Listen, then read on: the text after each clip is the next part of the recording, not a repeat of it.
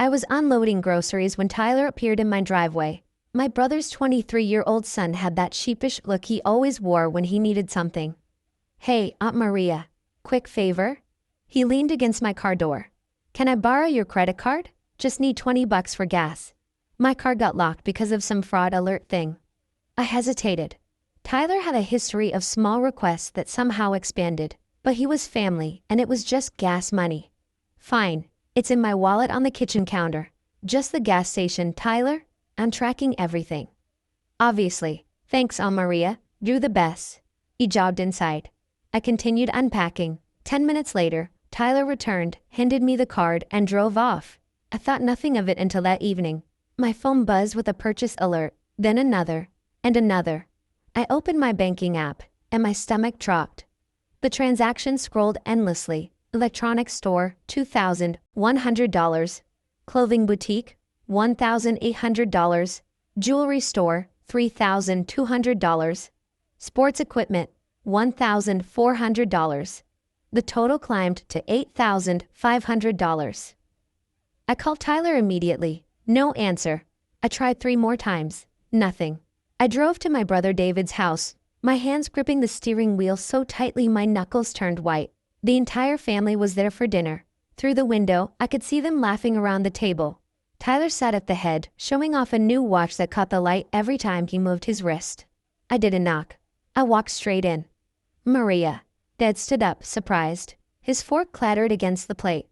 "We weren't expecting you." "Have you eaten?" Sarah made her famous lasagna. "I need to talk to Tyler." My voice was calm, but my hands shook. I kept them at my sides, willing them to stop trembling. Tyler looked up from his plate, completely relaxed. He was wearing a new designer shirt too. I could see the price tag still tucked into the collar. "What's up, Aunt Maria?" "You spent $8,500 on my credit card today." The room went silent for exactly 2 seconds. I could hear the kitchen clock ticking. David's youngest daughter stopped mid-chew. Mom's wine glass paused halfway to her lips. Then Dad burst out laughing. It was that big, booming laugh he used when he wanted to dismiss something as ridiculous. "Come on, Maria, he's just being young. Boys make mistakes." Dad clapped Tyler on the shoulder hard enough to make him rock forward. "They'll pay you back eventually, right, Tyler?" Tyler nodded eagerly. "Obviously, eventually." "Eventually?" I stared at my father. "He committed credit card fraud. That's a felony." "Fraud is a strong word," David, my brother, said as he wiped his mouth with a napkin and set it down carefully. "He's family. We handle these things privately. We don't throw around legal terms like we're strangers." Mom nodded vigorously. "Exactly. You're being dramatic. It's not like you robbed a bank or hurt anyone. It's just money. You'll get it back." "Just money?" I repeated. "You know what I mean." Mom waved her hand dismissively. "You're comfortable. You have that big job with the fancy title. What's $8,500 to someone like you?" Tyler smirked. He actually smirked at me. "I was going to tell you, Aunt Maria. Just wanted to surprise you with something nice later. You know, pay you back with interest. Maybe take you to a nice dinner or something." "With what money? You don't have a job." The smirk faltered slightly. "I'm between opportunities right now. The job market is tough." "Between opportunities?" I looked at David. "Is that what we're calling it?" David puffed up proudly, defensive. He's exploring his options, taking his time to find the right fit. Not everyone needs to rush into corporate slavery like you did. Some people have different values. "Different values," I repeated slowly. "Like theft." "That's not fair," Sarah interjected. She'd been quiet until now. "Tyler made a mistake. We all make mistakes. He's still figuring out life. You're being really harsh about this." I looked around the table. They were all nodding, validating Tyler's theft as youthful exploration. My sister-in-law Sarah even smiled sympathetically at Tyler, as if I was the problem. "So you're all fine with this?" I asked quietly. "We're family," Dad said. "We support each other. Maybe if you had kids of your own, you'd understand how hard it is for young people today." That comment landed like a punch. They all knew I'd struggled with infertility for years. Using it as a weapon now felt deliberate. "Just let it go," Mom added. "Tyler will make it right when he can. You make good money anyway. What's $8,500 to you?" I stood there, looking at my family. Not one of them thought Tyler should face consequences. Not one of them cared that he'd stolen from me. I was the problem for making it awkward. Okay, I said softly. I understand. Tyler grinned. See?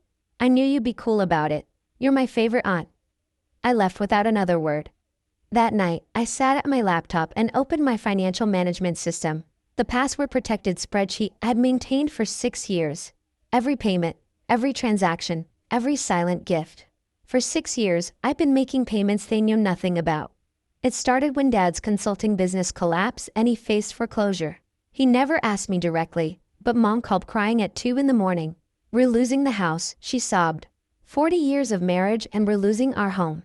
The next day, I set up an automatic payment for their mortgage, $3,200 monthly. They thought Dad's freelance work covered it. I never corrected them. When David's wife got sick and medical bills piled up, I quietly paid $87,000 over 2 years for the cancer treatments, the experimental therapy, the specialists. They thought their insurance had better coverage than it did. I routed the payments through a medical billing service I'd set up specifically for anonymity. David once told me how lucky they were to have such good insurance. I smiled and said nothing. Mom's car payment? Me, every month for 4 years, $520. She thought she'd gotten an incredible financing deal. Dad's property taxes? Me, $8,400 annually. He thought he'd set up the payment years ago and it just kept processing. David's business loan that saved his company when he was 3 weeks from bankruptcy? I was the silent investor who expected no returns. He thought an angel investor believed in his vision. It was just his sister who loved him. Tyler's college tuition that he dropped out of after 1 semester to find himself. I covered $24,000 before he quit. He never even said thank you, just stopped going to classes and moved back home.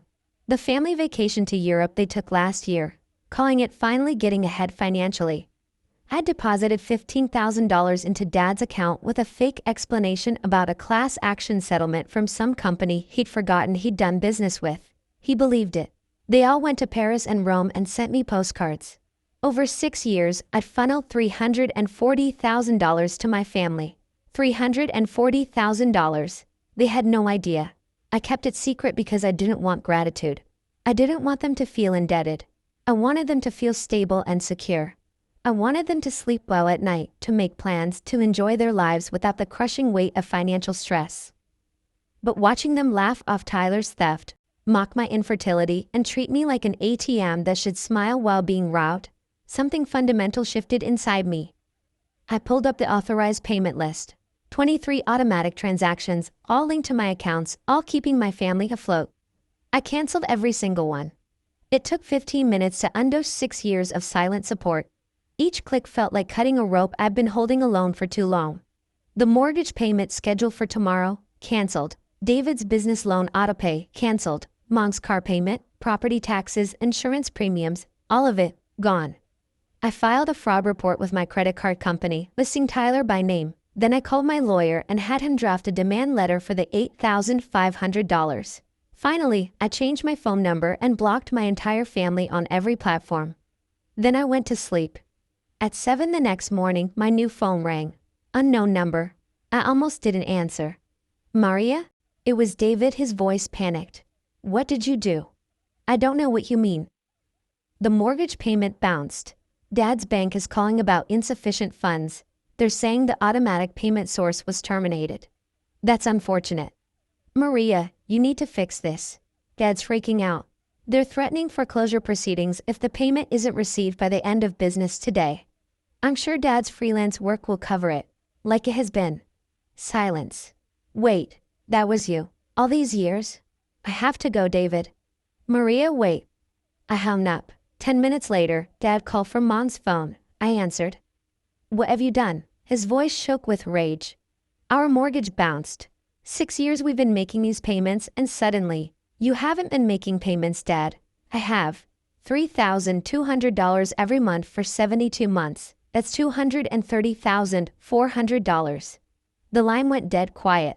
You've been paying our mortgage, and David's medical bills, and Mom's car, and your property taxes, and the business loan that saved David's company. Should I continue? Why would you? Because you're my family, because I wanted you to feel secure, because I loved you. Loved? Past tense? You let Tyler steal $8,500 from me and called it being young. You mocked my infertility. You treated me like an obligation. So yes, past tense. Maria, we didn't know. If we'd known you were helping, you would have what? Treated me with basic respect. Not enabled your grandson to commit fraud against me? That shouldn't require financial leverage, Dad. We can fix this. Just reinstate the payments and we'll talk. No. Maria, please. We'll lose the house. You have until the end of business to figure it out.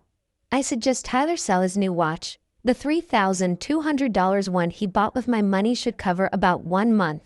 I hung up. By noon, my lawyer called. Your family is trying to contact me. Your brother claims there was a verbal agreement about financial support. There wasn't. Every payment was voluntary and can be terminated at will. That's what I told him. He's threatening to sue for promissory estoppel. I laughed. Let him try. I have 6 years of documentation showing gifts, not loans. No contracts, no promises, no obligations. He also mentioned the credit card fraud report. The police contacted Tyler this morning. Your brother wants you to drop the charges. Absolutely not. Understood. I'll communicate that. That evening, Sarah called, crying, Maria, please, David's business loan payment is due. Without it, the bank will call the entire loan. We'll lose everything. You have assets. Sell them. We can't liquidate fast enough. Please, just this one payment. Sarah, where did you think the money was coming from all these years? David said, he said business was good. He said we were finally stable. You were stable because I made you stable. And when Tyler stole from me, you smiled at him sympathetically. I didn't know it was that serious. It was $8,500, Sarah. How is that not serious? She had no answer. Mom called at midnight. Your father had chest pains. The stress is killing him. Is this what you want? What I wanted was to be treated like family instead of an ATM. What I wanted was for Tyler to face consequences instead of being coddled. What I wanted was basic human decency. We made a mistake. Please, Maria. He's your father. And I'm his daughter, the one who kept him house for 6 years while he pretended to be financially independent. Where was his concern for my stress when Tyler robbed me? Ty was a kid. He's 23. I was supporting this entire family by 25. Stop infantilizing him. The calls continued for 3 days. Each family member took a turn. Anger, then bargaining, then begging. Tyler himself finally called. Aunt Maria, I'm sorry, I really am. I'll pay you back. You're facing criminal charges for credit card fraud. I suggest you get a lawyer instead of calling me. The police said you could drop the charges. It's family. Please. You're right, Tyler. It is family. And family doesn't steal $8,500 and then expect the victim to protect them from consequences. I made a mistake. No. A mistake is grabbing the wrong coffee order. You made multiple deliberate choices over several hours. You committed fraud. Now you face the legal system. He started crying. I hung up. 2 weeks later, my lawyer called with an update. Your father's house entered foreclosure proceedings. Your brother's business loan was called. Tyler took a plea deal for the fraud charges, probation and restitution payments. And my family? Your brother is trying to negotiate a payment plan with the bank. Your parents are looking into downsizing. Tyler got a job at a warehouse to make restitution payments. For the first time in 6 years, they were facing real consequences. No silent savior, no invisible safety net, just reality. Mom sent one final text. I hope you're happy. You destroyed this family. I replied, I supported this family for 6 years while you took me for granted. I didn't destroy anything. I just stopped rebuilding what you kept breaking. Then I blocked that number too. 3 months later, I was having coffee when I saw Tyler across the street in a warehouse uniform, loading boxes. He looked exhausted. He saw me, and for a moment our eyes met. Then he looked away and kept working. Dad sold the house and moved to a modest apartment. David's business survived, but he works 7 days a week now. Mom drove a used car with a payment she actually made herself. They learned to budget, to sacrifice, to understand the weight of financial responsibility I carried silently while they spent freely and mocked my generosity. I never reinstated the payments. I never dropped the charges. I never apologized. Because I finally understood something crucial. Sometimes love means holding people accountable. Sometimes family means letting them face the consequences they've earned. Sometimes the most loving thing you can do is stop saving people from themselves.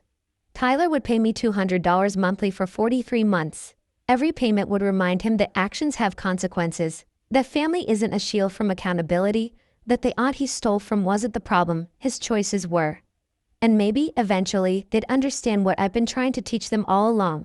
Respect isn't bought with money. It's earned through character. And I was done funding their character development. They had $8,500 and 6 years of free support to learn that lesson. Now they could learn it the hard way.